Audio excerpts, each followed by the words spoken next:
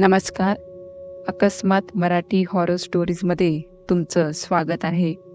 आज पुन्हा एकदा मी तुमच्यासाठी एक अद्भुत, अलौकिक आणि रहस्यमय अशी कथा घेऊन आली आहे. ही कथा संजू मांद्रेकर यांनी शेअर केलेली आहे. कथेला सुरुवात करण्याआधी जर तुम्ही चॅनलवर नवीन असाल तर चॅनलला सबस्क्राईब नक्की करा. सोबतच बेल आयकॉनवर देखील क्लिक करा, जेणेकरून तुम्हाला अशाच नवनवीन आणि थरारक कथांचे नोटिफिकेशन्स मिळत राहतील. माझा मित्र सुजित साखळकर ज्या बँकेत काम करत होता ती तळमजला आणि पहिला मजला अशा 2 मजल्यावर होती. तळमजल्यावर saving, current, fix deposit, cash counters वगैरे प्रामुख्याने ग्राहकांशी संबंधित काउंटर्स आणि डिपार्टमेंट्स असून पहिल्या मजल्यावर लोन आणि इस्टॅब्लिशमेंट्स वगैरे त्या मानाने ग्राहकांशी कमी संबंधित असे कामकाज होते. याशिवाय या 2 मजल्यांच्या मध्ये एका बाजूला एक अरुंद असा मॅझनीन फ्लोअर होता.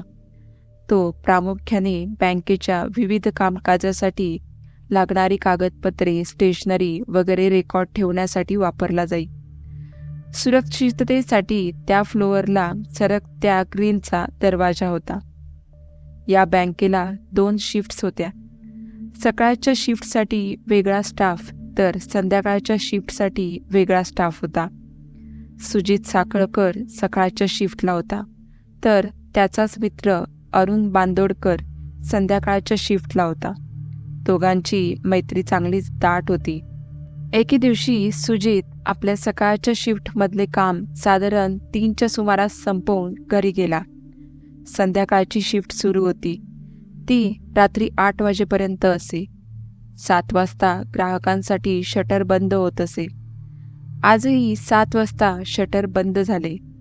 आता बँकेत कोणी ग्राहक नसले तरी अंतर्गत कामे चालू होती. अरुणही कामात मग्न होता. अचानक बाहेरून सुजितच्या आवाजात हाक ऐकू आली. अरुण, ए अरुण. अरुणला आश्चर्य वाटलं. तो विचार करत होता तेवढ्यात परत हाक आली. अरुण, ए अरुण. ही हाक आतल्या सर्वांनाच ऐकू आली. काय रे सुजित? अरुणने ओरडून विचारलं. पण नंतर शांतता पसरली. वॉचमनने खिडक्या मगाशीच लावल्या होत्या, त्यामुळे बाहेरचं काही दिसत नव्हतं. थोडा वेळ शांतता पसरली आणि बाहेरून परत हाक आली. अरुण, ए अरुण. बोल ना सुजित, काय हवंय तुला? अरुणने ओरडून विचारलं. परत तीच शांतता पसरली. हे मात्र चमत्कारिक होतं.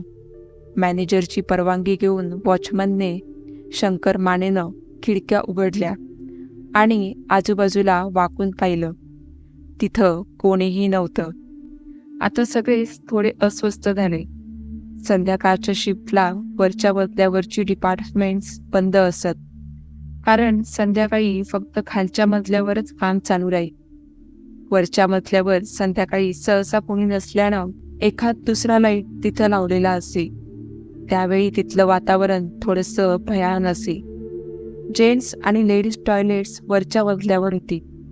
तसंच बँकेतून मागून बाहेर जाण्याचा दुसरा दरवाजाही वरच्या मजल्यावरच होता. सर्वजण परत कामाला लागले. अरुण मनातून थोडा अस्वस्थ होता, पण काम संपवणं महत्वाचं होतं.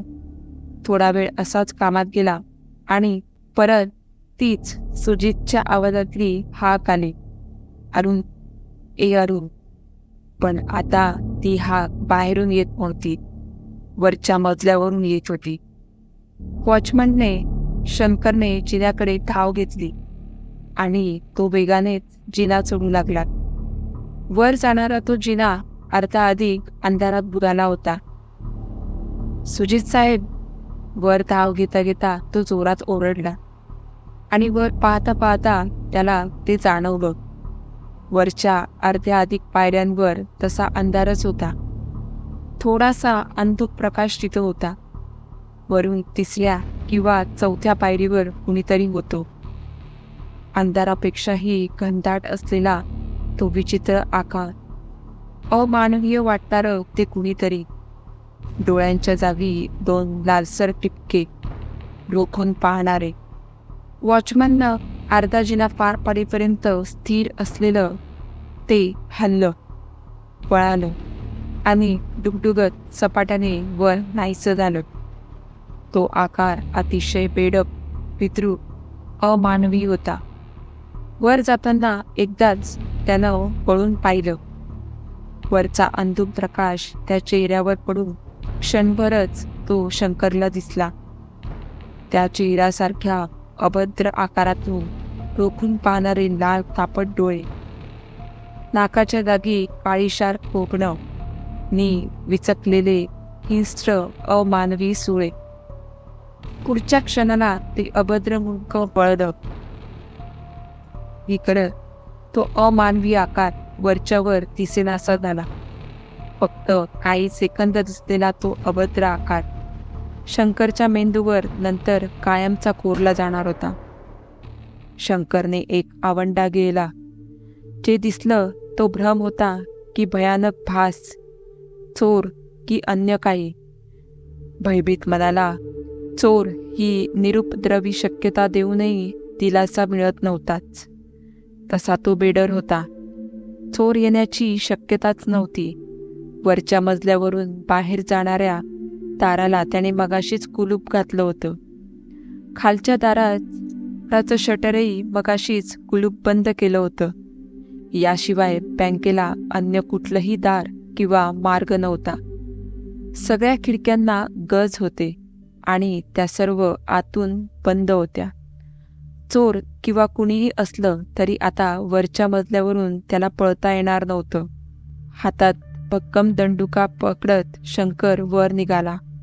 वरच्या मजल्यावर येताच प्रथम त्यानं त्या मजल्यावरचे सर्व लाईट्स ऑन केले. सर्व मजला लख्ख प्रकाशानं उजळून निघाला. त्याने सगळीकडे एक नजर फिरवली. तिथं कुणीच नव्हतं. उजव्या बाजूला जेंट्स टॉयलेट, त्याच्यापुढे लेडीज टॉयलेट आणि त्याच्यापुढे एक सामानाची खोली. शंकरने सर्व ठिकाणी काळजीपूर्वक चेक केलं. संपूर्ण मजल्यावर कुणीच नव्हतं. वरून बाहेर पडण्याचा दरवाजाही कुलूप बंद होता. शंकर परत खाली आला. येताना त्यानं मॅझनीन फ्लोअरचा ग्रिल दरवाजा चेक केला. तोही कुलूप बंद होता. खाली येताच त्यानं अरुण आणि इतरांना सर्व सांगितलं. आता सर्वजण चक्रावून गेले होते. खरं तर हादरले होते. भ्रम आणि भास म्हणायला मन कचरत होतं. अरुणने सुजितला फोन लावला. सुजित बँकेतून साधारण 3:30ला घरी पोहोचला. तो अद्याप घरीच होता. तो घराबाहेर पडलाच नव्हता. मग सुजितच्या आवाजात अरुणला प्रथम बाहेरून आणि नंतर वरच्या मजल्यावरून कुणी हाक मारल्या आणि जिन्यावरच्या पायऱ्यांकरून पसार झालं ते काय होतं. तर मित्रांनो, आजची ही कथा तुम्हाला कशी वाटली हे मला कमेंट करून नक्की सांगा. आणि व्हिडिओ आवडला असल्यास चॅनलला लाईक आणि सबस्क्राईब नक्की करा. भेटूया पुढच्या अशा एका थरारक कथेमध्ये. तोपर्यंत धन्यवाद.